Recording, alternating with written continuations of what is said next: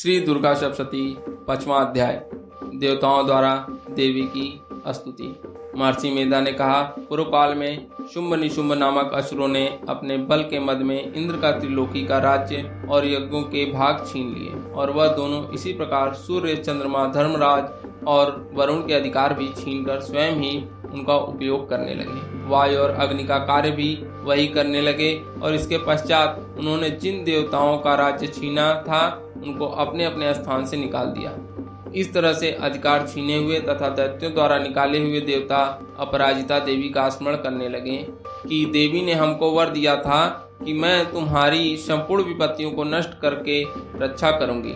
ऐसा विचार कर सब देवता हिमालय पर गए और भगवती विष्णु माया की स्तुति करने लगे। देवताओं ने कहा, देवी को नमस्कार है, शिव को नमस्कार है, प्रकृति और भद्रा को नमस्कार है। हम लोग रौद्रा, नित्या और गौरी को नमस्कार करते हैं। ज्योत्सनामयी, चंद्र रूपिणी व सुख रूपा देवी को निरंतर नमस्कार है। शरणागतों का कल्याण करने वाली वृद्धि और सिद्धि रूपा देवी को हम बार बार नमस्कार करते हैं, और नृत्य राजाओं की लक्ष्मी तथा शर्वाणी को नमस्कार है। दुर्गा को, दुर्गा स्थलों को पार करने वाली दुर्गपारा को, सारा, सर्वकारिणी, ख्याति कृष्ण और धूम्र देवी को सदैव नमस्कार है। अत्यंत सौम्य तथा अत्यंत रौद्र रूपा को हम नमस्कार करते हैं, उन्हें बारंबार प्रणाम है। जगत की आधारभूत कृति देवी को बार बार नमस्कार करते हैं। जिस देवी को प्राणी मात्र विष्णु माया कहते हैं उनको नमस्कार है, उसको नमस्कार है, उसको नमस्कार है। जो देवी संपूर्ण प्राणियों में चेतना कहलाती हैं उसको नमस्कार है, उसको नमस्कार है। जो देवी संपूर्ण प्राणियों में बुद्धि रूप से स्थित है उसको नमस्कार है, उसको नमस्कार है, उसको नमस्कार है। जो देवी सब प्राणियों में निद्रा रूप से विराजमान है उसको नमस्कार है, उसको नमस्कार है, उसको नमस्कार है। जो देवी संपूर्ण प्राणियों में क्षुधा रूप से विराजमान है उसको नमस्कार है, उसको नमस्कार है, उसको नमस्कार है। जो देवी संपूर्ण प्राणियों में छाया रूप से स्थित है उसको नमस्कार है, उसको नमस्कार है, उसको नमस्कार है। जो देवी संपूर्ण प्राणियों में शक्ति रूप से स्थित है उसको नमस्कार है, उसको नमस्कार है, उसको नमस्कार है। जो देवी संपूर्ण प्राणियों में तृष्णा रूप से स्थित है उसको नमस्कार है, उसको नमस्कार है, उसको नमस्कार है।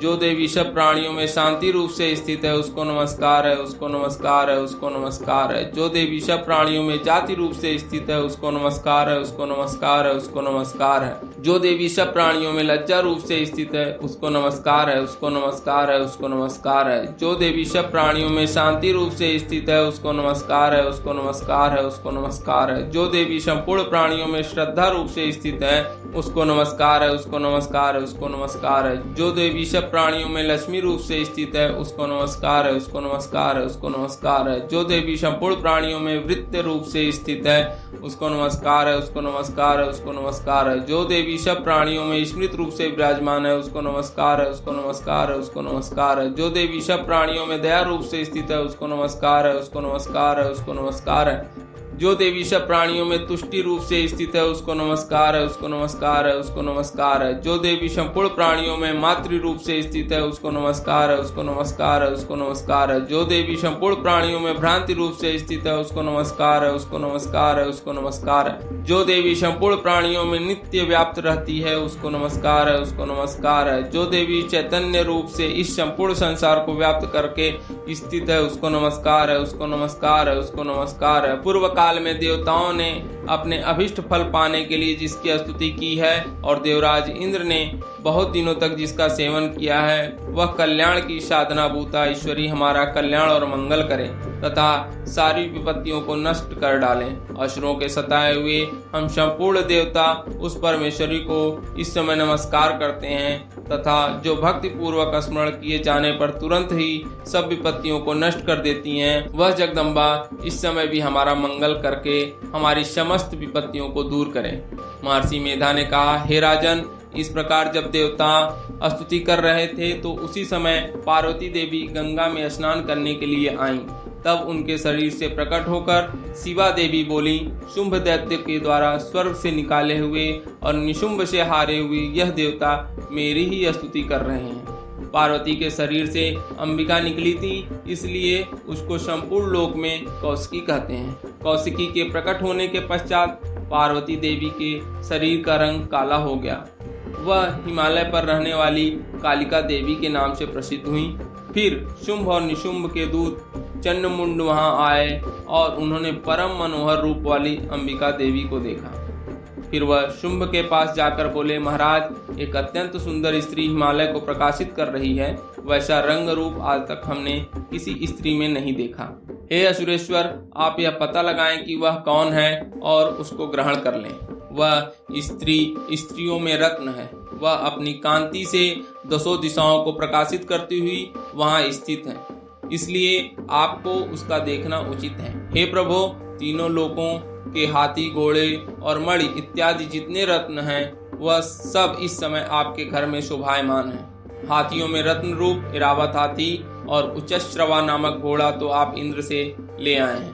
हंसों द्वारा जुता हुआ विमान जो कि ब्रह्मा जी के पास था, अब भी आपके पास है। और यह महापद्म नामक खजाना आपने कुबेर से छीना है। समुद्र ने आपको सदा खिले हुए फूलों की किंजकलिनी नामक माला दी है। वरुण का कंचन की वर्षा करने वाला छत्र आपके पास है। रथों में श्रेष्ठ प्रजापति का रथ भी आपके पास ही है।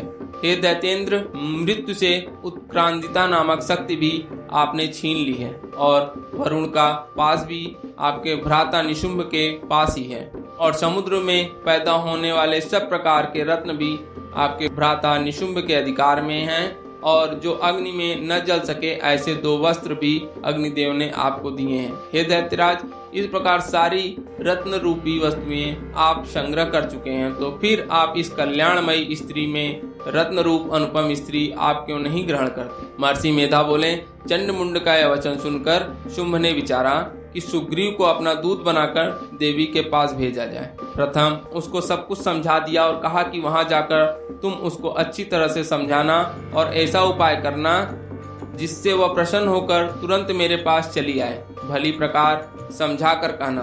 दूत सुग्रीव पर्वत के उस रमणीय भाग में पहुंचा जहां देवी रहती थी।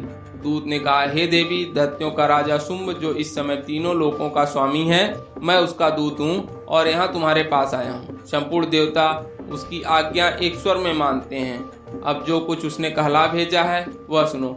उसने कहा है, इस समय संपूर्ण त्रिलोकी मेरे वश में है और संपूर्ण यज्ञों के भाग को पृथक पृथक मैं ही लेता हूँ और तीनों लोकों में जितने श्रेष्ठ रत्न हैं वह सब मेरे पास हैं। देवराज इंद्र का वाहन ऐरावत मेरे पास है जो मैंने उससे छीन लिया है। उच्चश्रवा नामक घोड़ा जो क्षीर सागर मंथन करने से प्रकट हुआ था, उसे देवताओं ने मुझे समर्पित किया है। हे सुंदरी, इसके अतिरिक्त और भी जो रत्न भूषण पदार्थ देवताओं के पास थे वह सब मेरे पास है। हे देवी, मैं तुम्हें संसार की स्त्रियों में रत्न मानता हूँ, क्योंकि रत्नों का उपभोग करने वाला मैं ही हूँ। हे चंचल कटाक्षों वाली सुंदरी, अब यह मैं तुझ पर छोड़ता हूँ कि तू मेरे यहाँ मेरे भाई पराक्रमी निशुंभ की सेवा में आ जाए। यदि तू मुझे वरेगी तो तुझे अतुल महान ऐश्वर्य की प्राप्ति होगी। अतः तुम अपनी बुद्धि से यह विचार करके मेरे पास चली आओ।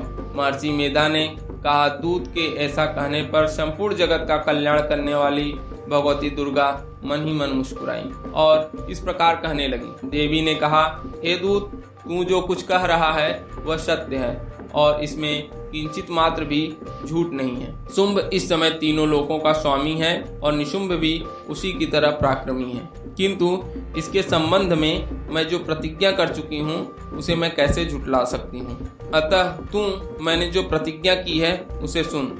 जो मुझे युद्ध में जीत लेगा और मेरे अभिमान को खंडित करेगा तथा बल में मेरे समान होगा, वही मेरा स्वामी होगा। इसलिए शुंभ अथवा महापराक्रमी निशुंभ यहाँ आवें और युद्ध में जीत कर मुझसे विवाह कर लें। इसमें भला देर की क्या आवश्यकता है? दूत ने कहा, हे देवी, तुम अभिमान में भरी हुई हो, मेरे सामने तुम ऐसी बात न करो।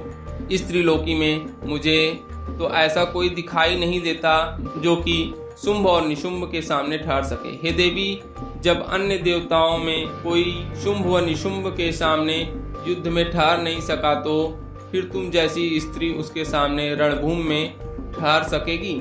जिन शुंभ आदि असुरों के सामने इंद्र आदि देवता नहीं ठहर सकते, तो फिर तुम अकेली स्त्री उनके सामने कैसे ठहर सकोगी? अतः तुम मेरा कहना मानकर उसके पास चली जाओ, नहीं तो जब वह तुम्हें केस पकड़कर घसीटते हुए ले जाएंगे तो तुम्हारा गौरव नष्ट हो जाएगा। इसलिए मेरी बात मान लो। देवी ने कहा, जो कुछ तुमने कहा ठीक है। निशुंभ और निशुंभ बड़े बलवान हैं, लेकिन मैं क्या कर सकती हूँ, क्योंकि मैं बिना विचारे प्रतिज्ञा कर चुकी हूँ। इसलिए तुम जाओ और मैंने जो कुछ कहा है वह सब आदरपूर्वक असुरेंद्र से कह दो। इसके पश्चात जो वह उचित समझे करें। श्री दुर्गा सप्तशती 5वां अध्याय समाप्त।